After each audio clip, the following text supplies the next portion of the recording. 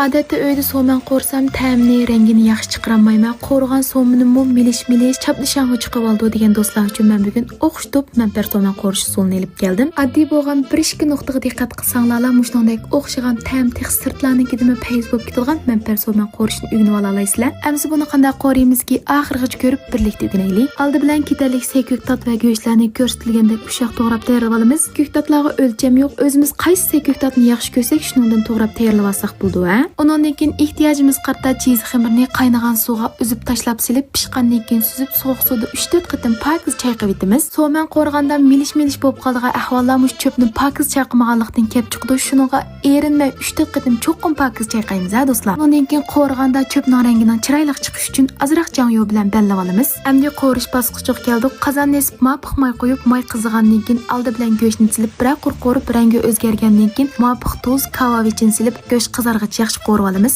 Undan keyin piyozni silib, bir qo'rib mezlik purqin chiqarib olgandan keyin tayyorlab olgan ko'ktatlarimizning ichida tastarak pishdiganlar bo'lib qolsa, may g'alam silib 1 minut qo'rib etamiz. Undan keyin so'manning rangining chiroyli chiqish uchun changal lazjandan 1 qo'shiq silib etamiz. Undan boshqa azroq janyo basayni bir vaqt silib yaxshi aralashtirib qizilmay chiqish qo'rib olgandan keyin sho'xilni oxirida silib 1 aralashtirib o'tib, so'manning shirinlik ham suvliq chiqish uchun suvni ko'proq qilib qo'yib olamiz. Taxminan 5 minutdan 7 minutgacha to'yni qaynatib, ko'ktatlarni pishirib olgandan keyin oxirida tuz ta'min tanshab pishirib olgan cho'p, ko'k qizil laza, samsaq, kichkina ochiq suvni bir vaqt silib 1 qo'riblam o'tni o'chirib olsak tayyor bo'ldi. Manandek o'xshitib so'man qo'rishni o'rganib oldigan bo'lsanglar, sirtlarning so'manlar tetmaslan bo'lib ketadi. Qo'rish usulini ko'rganinglardek unchalar murakkab